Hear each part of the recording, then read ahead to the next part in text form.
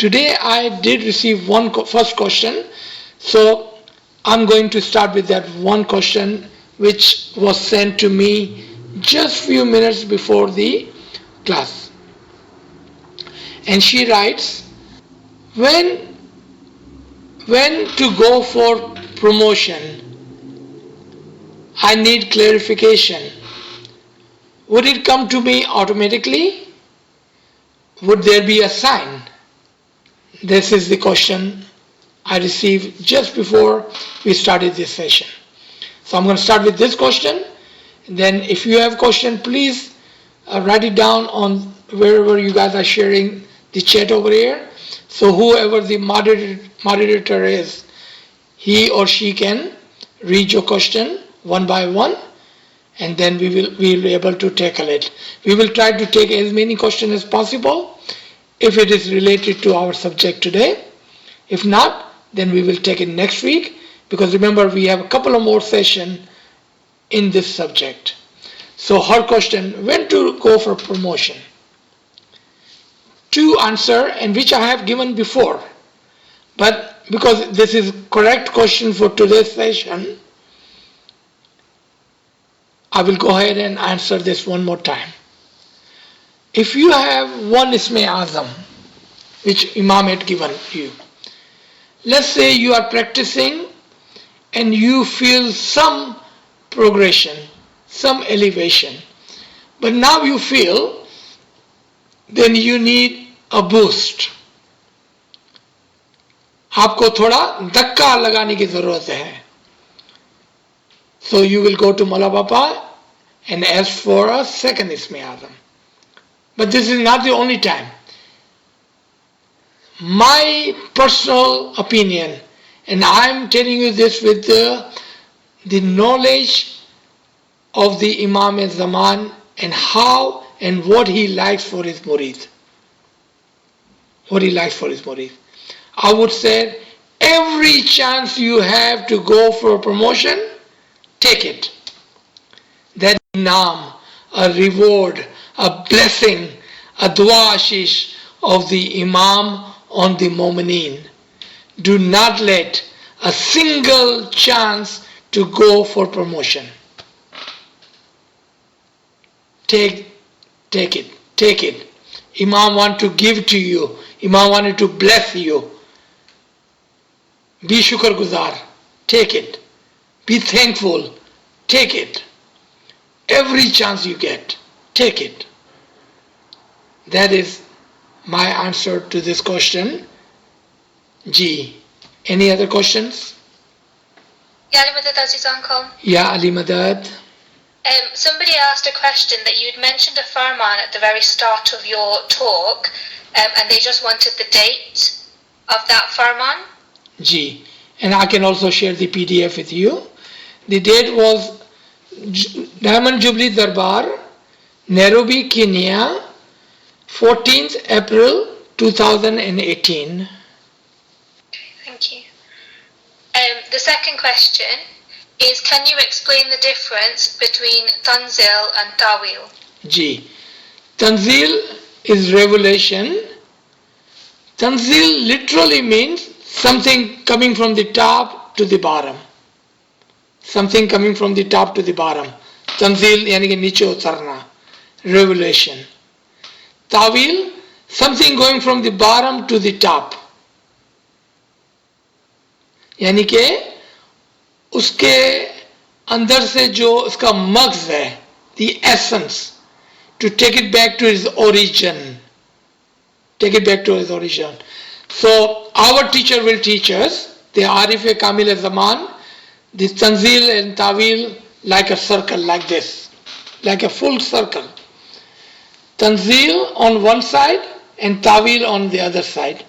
So Tanzil from the origin to the earth, and Tawil from the earth back to the heavens. Tanzil and Tawil. Total circle. ये पूरा circle बन जाता है. ऊपर से नीचे आना और नीचे से ऊपर जाना. Think of a clock. From 12 to 6 and 6 to 12. G. Thank you. The next question. So based on today's topic, how does this link in with the Big Bang Theory, the universal soul, and science? Okay. The Darwin theory that we have come from monkey and we have come from this and that. Why do you think it's called theory? Because it is truly just a theory.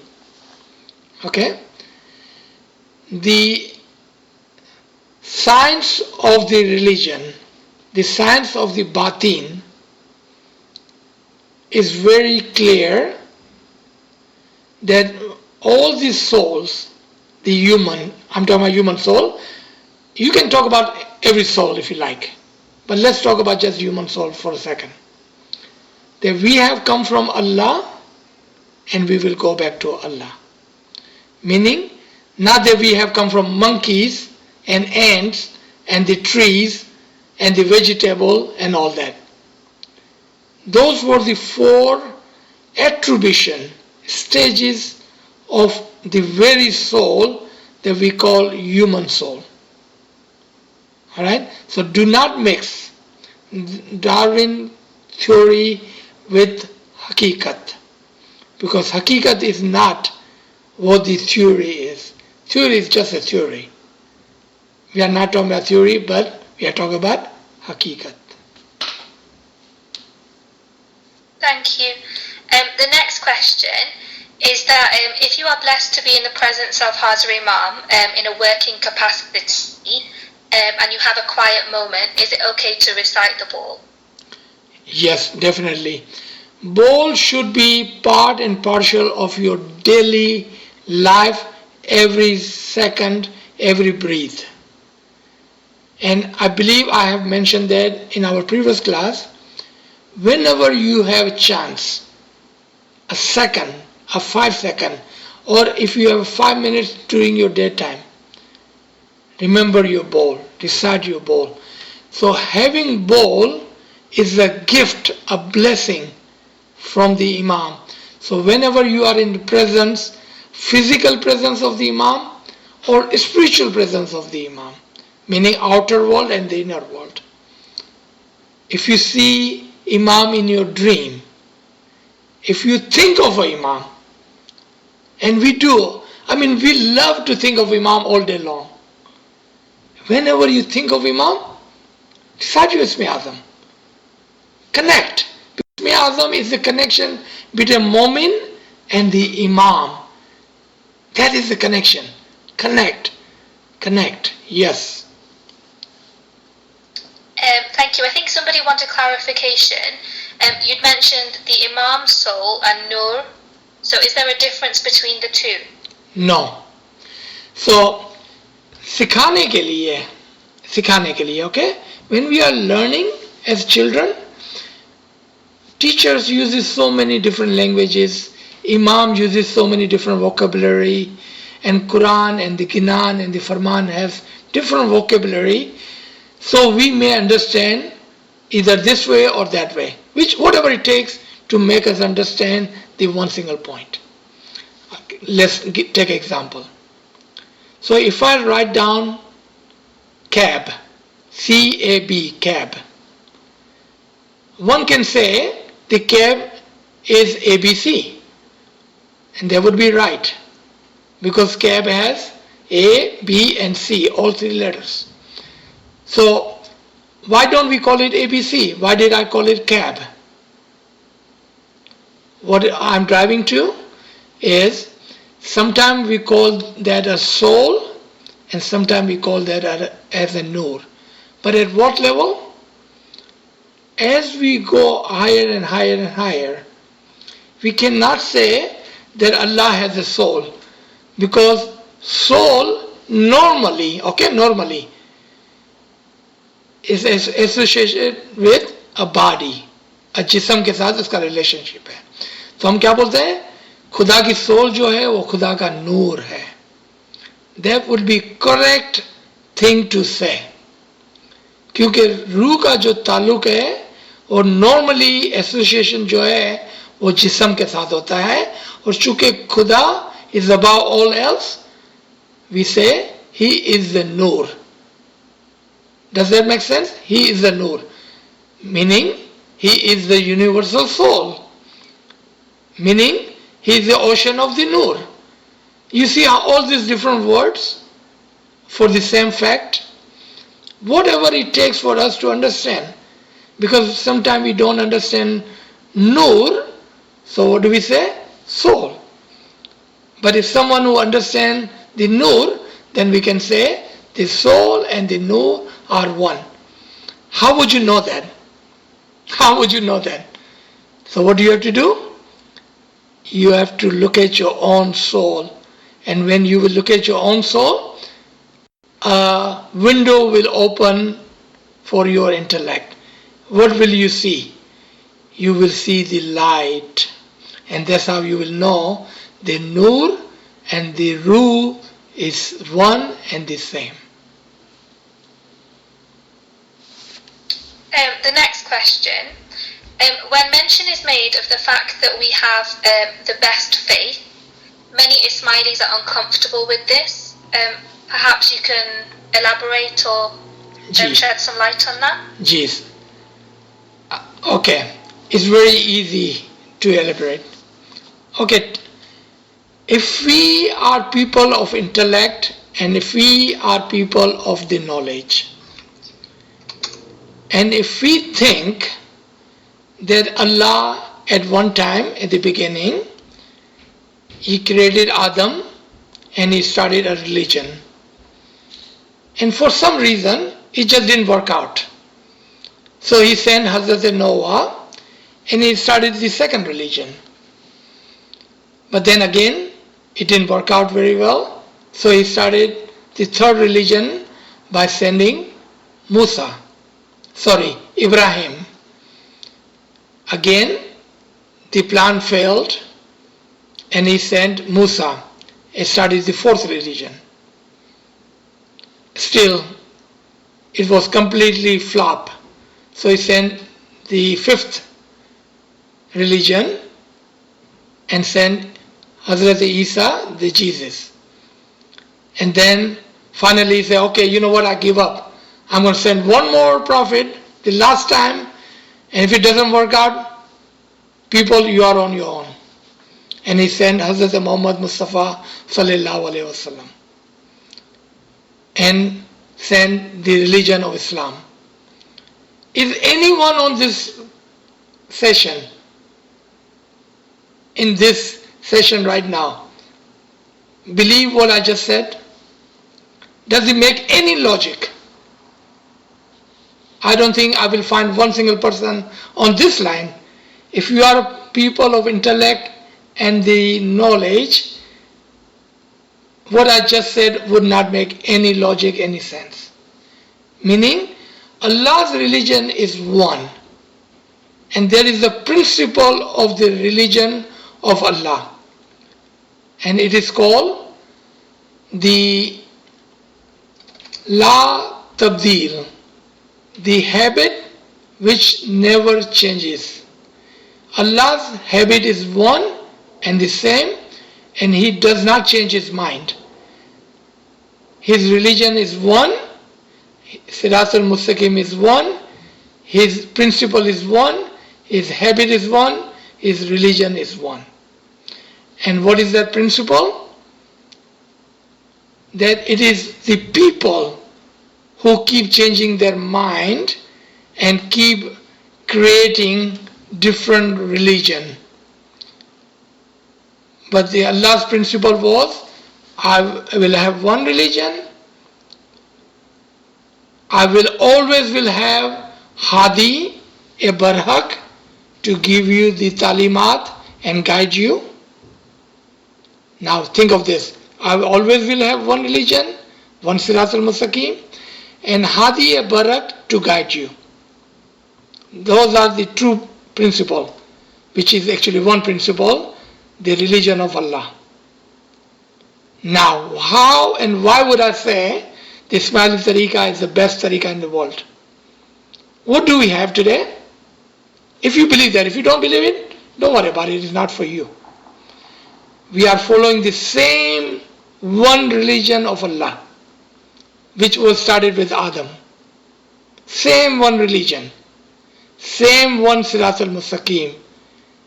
And we have the living guidance, the Imam, which Allah had promised us. Now, if you know any other religion that is following on the one religion, on Sirat al-Mustaqim, and has a living Imam, then you tell me, and I'll be happy to say I was wrong. Thank you. Somebody's asked for clarification. So you'd mentioned earlier that we should recite the ball throughout the day. So somebody was saying that is it just the ball, or what about the other tasbihs that have been prescribed to us? So the way it should work, whenever you think of Imam, recite your ball. But tasbiyat are the wings on which Isme Azam flies. So just to give example, because it would be hard to explain the Isme Azam and tasbiyat. So let me use an example. Isme Azam is the body and the tasbiyat are the wings. So if you want to fly your body, what do you need? If you want to fly your Isme Azam, what do you need? Wings, the tasbiyat. If you have multiple tasbiyat that you recite during the day, 24 hours a day, that will give you the wing, the power to fly your Isme Azam. Why do we recite Isme Azam in the middle here and there? Because whenever we think of Imam, when Imam's image appears on your head, quickly recite your Isme Azam. It will connect you. That's why you're supposed to recite Isme Azam. I hope I'm making myself clear. Somebody else has asked that, so they've said that Sultan Muhammad Shah had said in his farman that Hazar Imam would never come in a person's dreams. However, you touched upon the fact that that's a possibility, so I think they just wanted some clarification on that, please. Okay, very easy question. Thank you for asking. This is the most easiest question I have received today. One person on this line. How many people are on this line right now? 230? Is there one single person on this line who is Ismaili and who have never seen Mawla Bapa in his dream? Please raise your hand. I hope I don't see any hands. That is answer to your question. You can ask this same question differently. You wanted to ask me a right question? Then ask me the right question. This was not a right question. One single person on this line who is Ismaili, raise your hand if you have never seen Mawla Bapa in your dream. Challenging, right? Let me correct your question for you, whoever was asking this question. Question should be, why did Imam say that I will not come into anyone's dream, or I don't come into anyone's dream? That is the right question. If you ask me that question, I'll be happy to answer that question, because that would be the correct question. Not an easy question, but correct question. So do you want to ask me that question? I'll leave that to you. Okay, if that question comes up in the chat, then I'll come back to you. Thank you. Somebody else was asking, I'm not clear about the concept that if we sit in Bangi, the Imam will put his soul into us, as I thought we already have the Imam's nur within us. Perfect. Subhanallah. Bravo. I commend you, whoever is asking this question. You are absolutely 100% right. It's called Bilquwa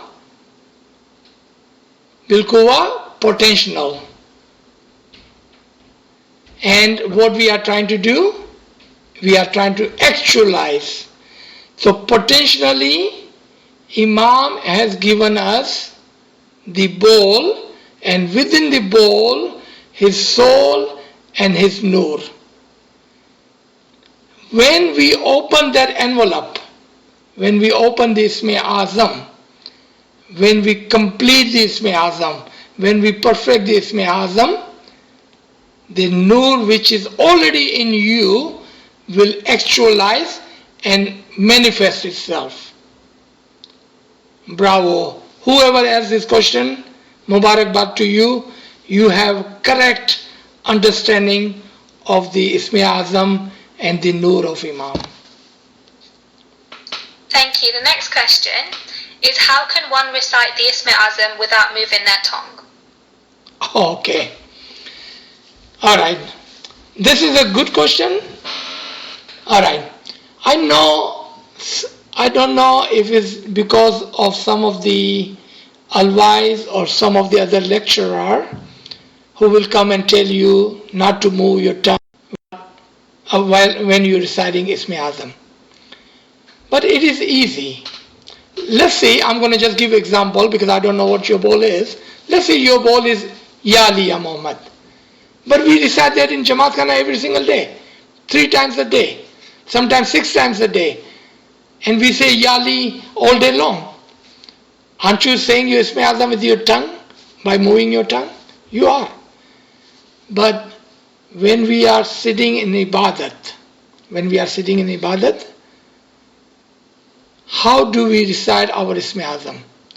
Remember, the physical is the door, the window to the batin. So when we are starting our practice, let's say we just received our Isme Azam and we don't have a practice of Isme Azam that much. It will require you to move your tongue to recite your Isme Azam. But remember, you are in your privacy. You are not making a sound. You are not saying it out loud. But you're still moving your tongue by saying Yali, Yali, Yali, Yali, Yali, Yali. Right? But as you practice, your tongue, your batini tongue, will start to recite the Isme Azam for you. Now you can have your mouth closed. You see that? It is all about practice. It may require few days to practice silently, but still with your tongue. And then, as you perfect the Isme Azam and the recitation of the Isme Azam and the speed of your Isme Azam, इसको उर्दू में बोलते हैं रवानी, the smoothness in the reciting Isme Azam, you will be able to keep your mouth closed and not use your tongue to recite your Isme Azam with your heart and the voice from within. Practice. The next question, so it's a quote from the Quran, so it's verse 1253, where it says, nor do I absolve my own soul of blame.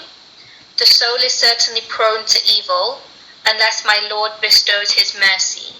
But surely my Lord is oft forgiving, most merciful.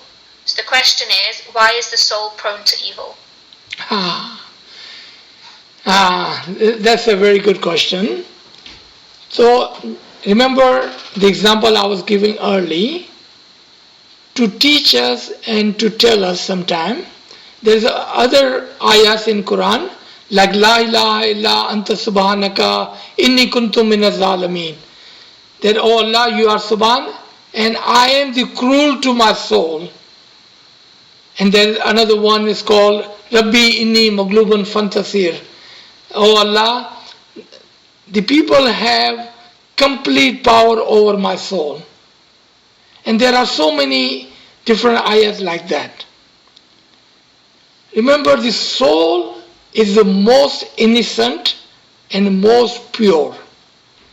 But when it is in the body, our free will is the most cruel.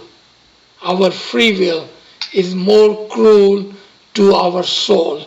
And there is another ayat where it says, on the day of Qiyamah, your soul will complain against you, meaning against your free will, against your I, against your identity. that why did you bury me alive in your body? So do we see, do you understand? It is not soul, it is our free will, but because it is our free will, our I, and our I, we can say our soul. It is for us to understand something, Allah is using a word, the word that we will understand. Because if Allah said your eye, you will say what eye? Are we talking about eyes? Are we talking about I? Are we talking about my identity? Are we talking about my free will? So Allah used a word that we will understand. Your soul, meaning you. You are cruel to yourself. You are the most wrongdoer, or you are the one who will always take the wrong path. You are always greedy of the world. It's not soul. Soul is bichari pure hai. वो कुछ भी नहीं करती है. It is your free will, your intellect that drives your soul to the right path, or unfortunately to the wrong path. But remember, soul is from the Imam, and therefore the soul is the most pure. We have put a dirt, the bad deeds, the sin on the top of the soul, and now bichari soul is just trapped, going down, down, and is just trapped into our body. We need to let our soul breathe and let our soul come out so we can take and have the nijat that we are really looking for. G. Is it possible to achieve a high state without having Ism Azam? No.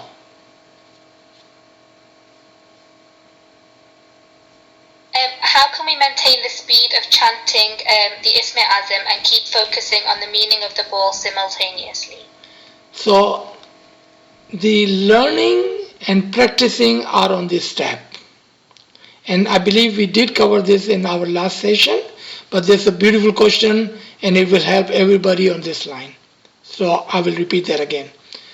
The understanding and practice are on this step. So when we receive the Ism Azam, let's say we received the Ism Azam 2 years ago. By now, we should have the complete understanding, the meaning, the interpretation of the Ism Azam we have. Let's say our Ism Azam is Rahman or Rahim. Then when we say Rahman or Rahim, do I need to stop and think what Rahman and Rahim is? I already understand the meaning of the Ism Azam, correct? If that is correct, you already know and understand the meaning of it. Now what is needed? The practice. Now how do we maintain the speed? Again, remember we had talked about that a few weeks back. The practice needs to be done before the exam. 4 o'clock is the time to give the exam, the test. So when do we practice? During the daytime. So if you have one single word Ism Azam, in example Rahman or Rahim, you should be able to practice to say the word, the Ism Azam, minimum of 100 times a minute. But if you can, take it up to 120 times in a minute, meaning 2 times in each second. 2 times in each second. That is the speed you should maintain. Now, having said that, there is the second step, but I don't think this is the session or this is the class that we want to talk about. Maybe in our second or third session, we will talk about when to let go of the speed. लेकिन आज today, I think हम सबको ज़रूरत है कि हम अपने Ism Azam को बुलंद height पे ले जाएं with the speed of the Ism Azam, the quantity. Inshallah, tomorrow, the next time, or the third session, if we have enough practice and understanding of Ismi Azam, then we will talk about when to bring that speed down. But today is not the time, because I don't want it to confuse anyone on this line. Thank you. Somebody's asking, if you don't get a chance to get the ball, isn't it automatic that you will progress as you practice? No and yes. Without Ismi Azam, there is no progression. Yes, you can automatically progress. How? Imam in his utmost mercy, willingly or unwillingly, knowingly or unknowingly, have given every Ismaili murid, the believers, a Ismi Azam. Did you hear what I just said? Imam with his utmost mercy have given a Ismi Azam to every single Ismaili, willingly and unwillingly, knowingly or unknowingly. He has given us Ismi Azam. The only thing you have to do, read his Golden Jubilee, 13, 14 years old Faramin, and you will find not one Ismi Azam, not two Ismi Azam, not three Ismi Azam, but multiple Ismi Azam that Imam has given to the whole Jamaat. Read those Farman and take your Ismi Azam from those Farman, and you will be able to practice. If you believe it, it's there. It is for you. Imam has given to you. Yes. If the soul is already pure and from Allah, what does elevating the soul mean? Very good question. Like this Garib and Nachis mentioned a few minutes ago, that we have put so much dust, dirt, sin, bad deeds, and all of this worldly greed on top of our soul that we have blocked the soul. And bichari garib soul wo niche dab gayi hai. So what do we need? With Ismi Azam, with tasbihat, with good deeds, with ibadat, we need to clean and remove all the burden from the soul so that pure soul can elevate itself. The example of that is the balloon with helium in it. If you tie the balloon with the helium, would the balloon fly? No. What about if you put a heavy cloth on top of the balloon? Would the helium balloon will fly? No. What do you have to do? Untie it, remove the cloth from the top of it, let the balloon fly. Let your Ismi Azam fly. That's what it means. And remember, I can only use, remember I can only use example to make you understand. Because there are things which I can and cannot say. So please forgive me for me keep using the examples to your answers. Can you compare enlightenment to St. Paul's conversion, which some of us may have experienced? Okay, I'm not understanding this question. Can you repeat or make it in easier words? Or anybody who's asked that, if you want to reword that and I can ask Aziz Uncle again. Yeah, they can connect with me. Sure. Okay, so I'll move on, and if somebody asks again, then I'll bring that up. Someone's asked, some children pass away who do not have the ball, or because of age, or the Imam hadn't visited at that moment in time. Are these special souls that can reach a higher level without having the ball? Yes, definitely. The Imam's mercy is above all else. If a child who was born as an Ismaili had the bayat of the Imam, if he or she died before the age of, let's say, 18, when he or she would be eligible to receive the Ismi Azam and then have some time to do ibadat, that soul was a special soul. It came to this world for a reason, for the test, and they have passed the test and have gone back to his asal, and they are one with the Imam, no question. They are one with the Imam. Okay. Another question, why do we do bad deeds, in the sense of why do we degrade our soul? Is this human nature, or is this just a form of us holding our soul back from elevating? The easy answer would be our free will. The second answer would be the greed of this world. If you think of all the bad deeds, think of any bad deeds you want to think of, that has to do with greed of this world. Sometimes the greed of the name, the power, the money, bigger house, competition, anything you can think of, everything drive from the greed of this world. दुनिया की grid जो है ना, लालच, उसने हमको बुरे कामों के अंदर डाला हुआ है. So I'm gonna, if you give me permission, Naima, I wanted to tell a small short story, and it's not a story, it actually happened. I was in Pakistan a few years back, I believe, if I'm not mistaken, about 15 years back, 2005 or 6. And I was delivering this lecture in a live audience. And after this lecture, this young girl, 13, 14-year-old girl, got up and asked a question. And I was so amazed. I think that's the most beautiful question. In the lecture, I have said that you do not have to do anything to elevate your soul. You can say, Aziz sir, you just gave us a 1-hour lecture on to do this and that and that and that.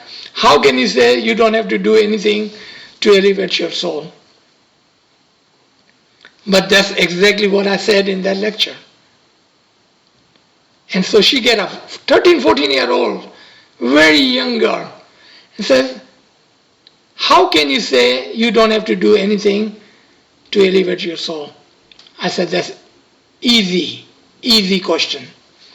Take 2 glasses of water.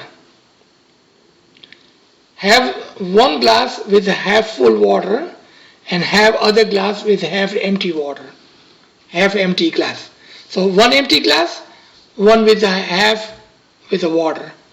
You take the glass with the water and start to pour into the empty glass.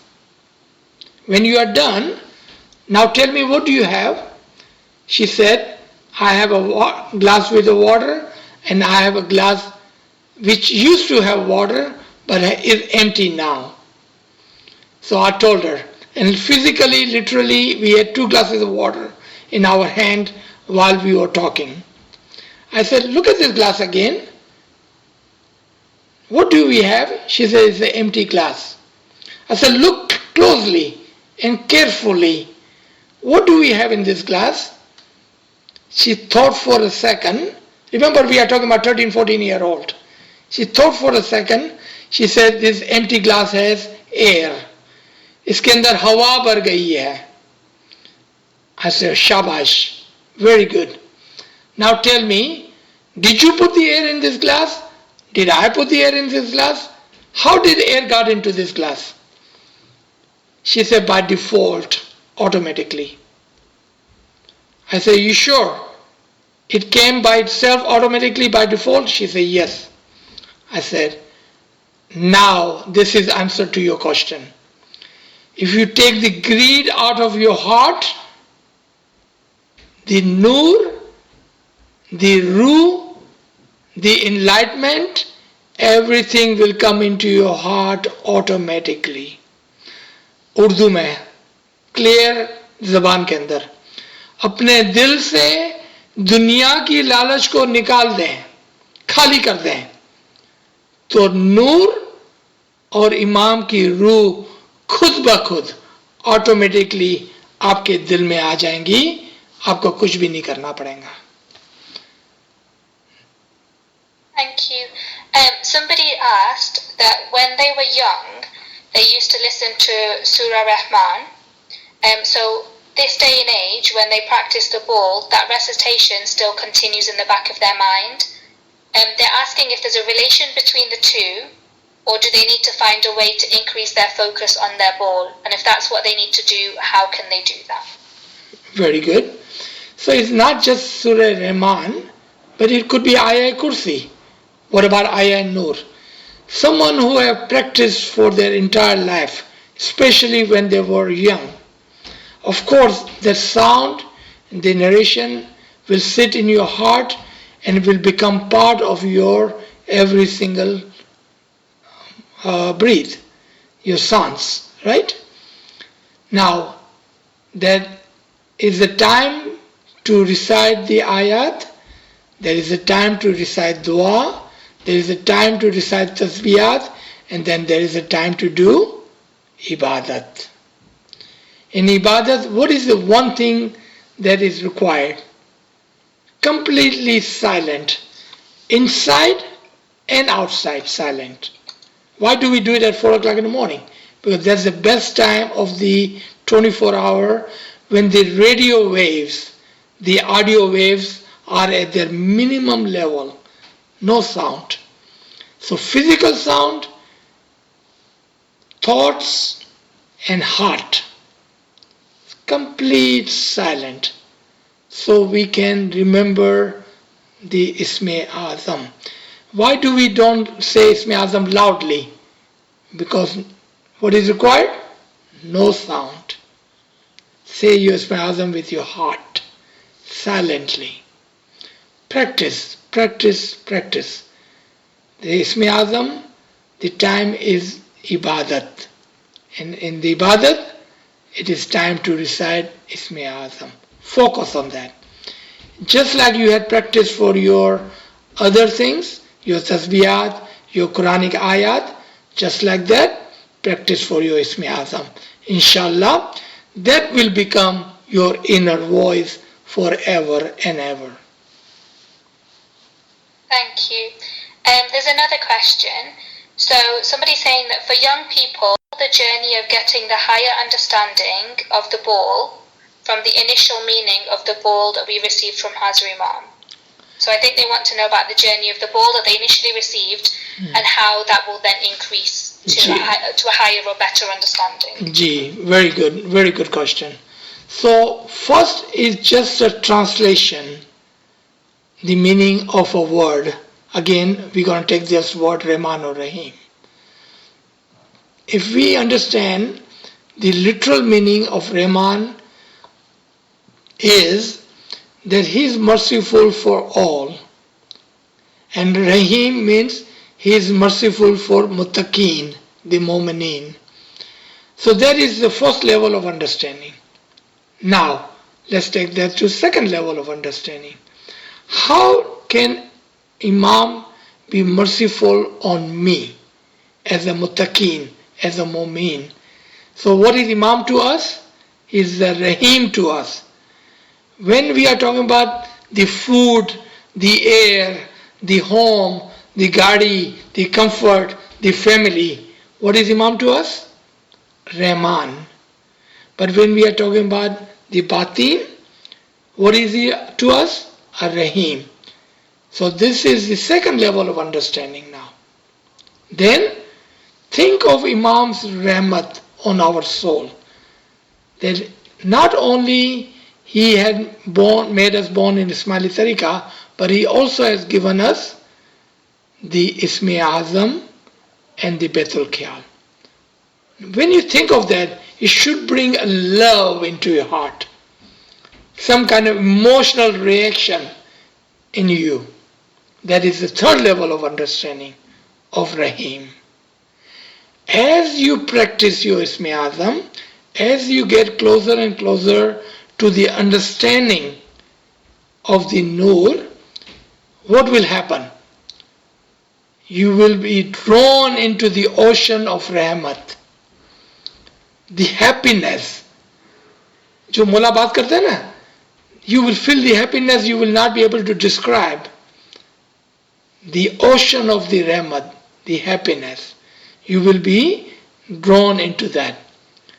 And as you are into the rahmat or the ocean of the rahmat, you will feel the different level of understanding of the same ball. And I'm not just talking about Rahman and Rahim now, okay? I'm talking about any ball that you have. It will take you into the ocean of the rahmat and ocean of the happiness. And as you get closer, you will have more happiness. As you get closer, you will be more enlightened with the understanding of them. Initially, you learned and you asked. In the second and third step, it will happen when Imam will teach you, and then on the upper level, you will be drawn into it, into the ocean of the rahmat and happiness. At that level, you will not have to ask anything. You will know, you will understand, and you will be pulled into the rahmat, in the ocean of the rahmat. G. Thank you for that. Somebody's asking, how can we remove worldly thoughts during ibadat? Again, same answer. Try during the practice, during the daytime practice. The person who is asking question, may I ask you, have you taken the prescription and have started to practice 5 minutes during the daytime? If your answer is no, I would say please take the medicine, take the prescription, practice at least 5 minutes during the daytime. If you can do 10 minutes, then well and good, try that. When you practice during the daytime, what is the practice? You will try to concentrate on your bowl and you will take the worldly thought away from it. That is the practice. That's how you take the worldly thoughts away from your test time, which is 4 o'clock. If you sit at 4 o'clock and practice, I don't know what to say, because that's not the time to practice. That's time to take the test. That's the time to concentrate. That's time to connect. Practice needs to take in daytime. Thank you. What happens to the souls of those who have taken their own life? And when we pray for these ruhani, will their souls progress? Okay, so we are talking about suicide now. Yeah. Suicide is known to be the highest action. I don't want to use the word sin, okay? I don't like to use that one, the word sin. Suicide is the highest action against God's will. When a person commits suicide, what he's saying, that my will is bigger than your will. And who is he talking to? Allah. He's talking to Imam. He has taken the highest action against the will of Imam. And there is no in all religion, in all humanity. So in Quran, if you like to read Quran, find the ayat. It says, those who save one life have saved the entire humanity. And those who take one life have taken and killed the entire humanity. Because we have potential to elevate our soul, and along with that soul, you can elevate entire humanity on the highest. That's what peers did, right? They have taken Anant Crore souls and elevated them with themselves. So what was your potential? To elevate your soul, and with your soul you can take unlimited souls with you. By taking your soul by suicide, what did you do? Not only you killed yourself, you worked and against the will of the Imam. You killed every single soul potentially which could have progressed with you. So now let's come to your question. What will happen to them? Easy answer. Do we believe in the rahmat and mercy of the Imam? If your answer is yes, then Imam will eventually will forgive him and will take him in his Nurani Didar. But it will take some time. How long would it take? 50,000 years. 50,000 years. It's a long journey. Because what did you do? You worked against the will of the Imam. One should never do that. But have trust in Imam's mercy, on his rahmat, and inshallah, on the longer circle of 50,000 years, he will reach to the level where he will be again one with the soul of the Imam of the time. Inshallah, keep praying for those souls. Keep praying for their souls. In Ismaili Tariqah, there is no reason for anyone to commit suicide. There is no reason. There is no reason. Because we have an Imam-e-Zaman, present, living, merciful, guiding us. G. Thank you. Would it be possible to demonstrate the position to sit in ibadat to close the circuit? I can do that. Before I do that, someone had complained to Tariqah board about me, that Aziz sir was showing how to sit in ibadat and how to close hand. If you are asking me to help you do something, then don't go behind my back and complain to Tariqah board. Not that they're going to stop me in any way. Not that they're going to stop me in any way. But at least be my friend. I am your friend. I'm here to help you. Don't go behind my back and complain, please. So yes, I'll be happy to demonstrate, and this will be the last thing we're going to do. After that, we will close this session. So, two things I'm going to do: how to sit. And before I do that, please remember, this is only if you can do this. Otherwise, there is no wrong way.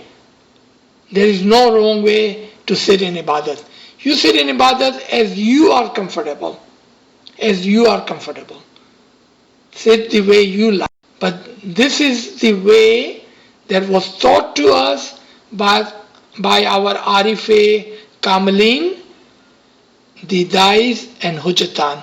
So I'm going to show you two things, and I do have a small video clip of that. If anybody needs that, I can also send those clips to them so they can look at it later on. So here we go. Let me sit on the floor so I can show you, okay? Okay, tell me if you can see me correctly. Am I far enough for you to see me? Yeah, that's fine, we can see you. Okay, so this is the right way of sitting in ibadat. Okay, your back straight, not like this. Not like this. Straight, your back straight, up. Your chin up, straight. And your hand straight, like this. Remember, only if you don't have any back problem, your knee problem, if you don't have any of that, you could do this. But otherwise, follow your heart. Sit any way you want. There is no wrong way. Okay? So, this is the way to sit in ibadat. Straight with your back up. Why? This will keep you away from dozing off. This will keep you alert. When your head is straight, it keeps you alert. When your hands are straight, it keeps you alert. And remember the current, there is a current in your hand. in your Shahadat fingers. There is a current there. So keep your hand straight. And when you practice, and when you feel that you are ready for the next elevation, only if you feel that you are ready for the next elevation, then do this. Okay, let me show you. So you take your hand and you hold your hand like this. Can you see it? And put your thumb like this. So let me show you from the other side. This is one side and that's the other side. Keep your thumb like this and keep your hand like this. Still, your back is straight, your head is straight. Keep it like this, right here. Why this position? And this position is only if you wanted to progress to the second level, the next level up. Okay? What this does, because we current in our finger, what is this energy I'm talking about? What is this current? This energy. When we are reciting the Isme Azam, and if you are reciting the Isme Azam with such a speed, what was the speed? You remember? 100 to 120 a minute. So when you have that speed, it will create a energy, a current in you. And this current is coming from these fingers, the Shahadat fingers. And if you keep that close, you know what will happen? So there are three ways Isme Azam is recited. One is on linear line, one is on vertical line, and one is in circular line, in a complete circle. This one will give you ability to recite Isme Azam on the third level, on a circular way, on a circular line. So your Isme Azam will start and will come, and because you are closing the circuit, it will continue into your forehead. Remember this? Forehead, the Jabin, the Bawar Gofa, because you wanted to take your soul, your Isme Azam, to this level. And this will help you do this. Warning. There is a lot of energy created when you do this. If you feel that is too much, don't do it. Don't do it. If you feel it's getting too much, open your hand. Go back to your normal position. So your current can dispose from here. But if you can do it, again, it is a practice. It's a Sufiana practice. The Sufis of the time, the Arifin of the time, they would do this ibadat because they would say, we don't have time, I need to progress pronto. I wanted to progress quickly. I wanted to progress today. But remember, they have already practiced on the linear line, on the vertical line. Now they're getting the circular line because that is the third level. Not the first or the second level. It's the third level. So if you want, if you can, if it doesn't hurt you, because there's a lot of energy, it will physically hurt you. I'm warning you, it will physically hurt you. If you cannot do it, open your hand. Don't worry about it. Just be calm, in a peace. Just sit in a peace and do your ibadat the way it is comfortable to you. Every person individually is unique. You may have a different way than I would, and the Sufis and Arifin had their own way of doing it. I'm just showing you what was taught to us by our Dais, our Arifin, and our Peers, because they completed this Sirat al-Mustaqim and they were able to progress to such a level that they become Fanafi Imam within their lifetime. But inshallah, don't worry about it. Imam is merciful, Imam is great, and Rahman and Rahim, he will accept our ibadat the way you are doing. Don't worry about anything. Just be peaceful. Be peaceful and do your ibadat. Do your ibadat. Thank you again, everybody. I think we should stop here. Thank you, Aziz Uncle. Thank you, everybody. Yali Madad. Yali Madad.